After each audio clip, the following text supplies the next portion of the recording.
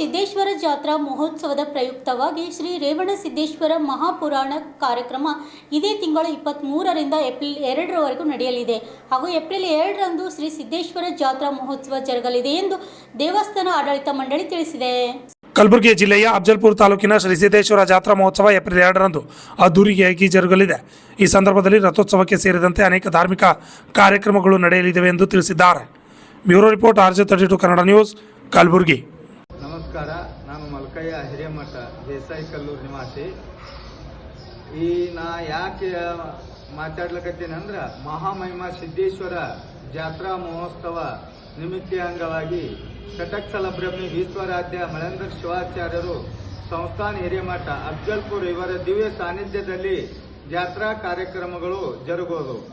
ಪ್ರತಿ ವರ್ಷದ ಪದ್ಧತಿಯಂತೆ ಈ ವರ್ಷವೂ ಕೂಡ ದೇಶಮುಖರ ಮನೆತನದಿಂದ ಸಾಗಿ ಬಂದ 21 ದಿವಸಗಳ ಪರ್ಯಂತ ಮಹಾಪುರಾಣ ರೇವಣಸಿದ್ದೇಶ್ವರ ಪುರಾಣ 10 ದಿನ, ಸಿದ್ದೇಶ್ವರ ಪುರಾಣ 11 ದಿನ, ರಾತ್ರಿ 8 ಗಂಟೆಗೆ ಪ್ರಾರಂಭಗೊಂಡ ಪುರಾಣ 11 ಗಂಟೆ 30 ನಿಮಿಷಕ್ಕೆ ಮಹಾಮಂಗಲಗೊಳ್ಳುವುದು ಮತ್ತು ಮಹಾಮಂಗಲದ ನಂತರ ಮಹಾಮಹಿಮಾ ಸಿದ್ದೇಶ್ವರ ಅನ್ನಪ್ರಸಾದ ದೇವಸ್ಥಾನ ವತಿಯಿಂದ ಇರ್ತದ. ಭಕ್ತಾದಿಗಳು ಸಂಪೂರ್ಣ ದಾಸೋಹ ಕೊಟ್ರ ಭಕ್ತಾದಿಗಳ ದಾಸೋಹನು ಇರ್ತದ.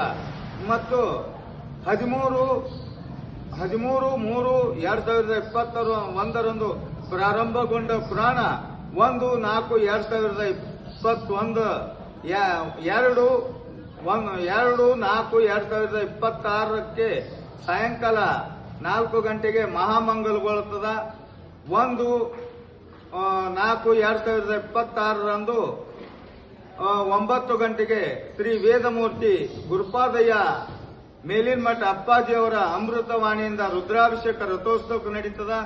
ಅದೇ ದಿನ ಗ್ರಾಮದ ಸಹಸ್ರಾರು ಸುಮಂಗಲೆಯರಿಂದ ಕುಂಭಾಭಿಷೇಕ ರಥೋತ್ಸವದ ಕುಂಭಾಭಿಷೇಕದ ನಂತರ ಅನ್ನದಾಸೋಹ ಇರ್ತದ. 2/4/2026ರಂದು ಮಹಾಮಹಿಮಾ ಸಿದ್ದೇಶ್ವರ ಮಹಾಪಲ್ಲಕ್ಕಿಯು ಗ್ರಾಮದ ಪ್ರಮುಖ ಬೀದಿಗಳಲ್ಲಿ ಪುರವಂತರು, ಶಾಲಾ ಬಾಲಕರಿಂದ ಕೋಲಾಟ ಮತ್ತು ವಾದ್ಯ ಮೇಳದೊಂದಿಗೆ ಬಹಳ ವಿಜೃಂಭಣೆಯಿಂದ ಗ್ರಾಮದ ಪ್ರಮುಖ ಬೀದಿಗಳಲ್ಲಿ ಜರುಗುತ್ತದೆ.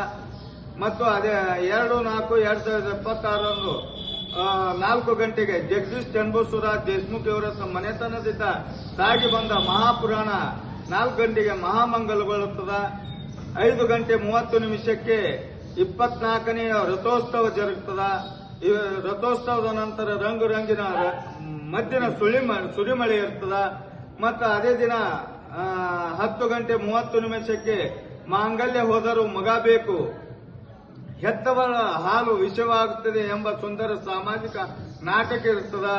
ಮರುದಿನ 3/4/2026ರಂದು ಪೈಲ್ವಾನರಿಂದ ಜಂಗಿ ಕುಸ್ತಿ ನಡೆಯುತ್ತದ.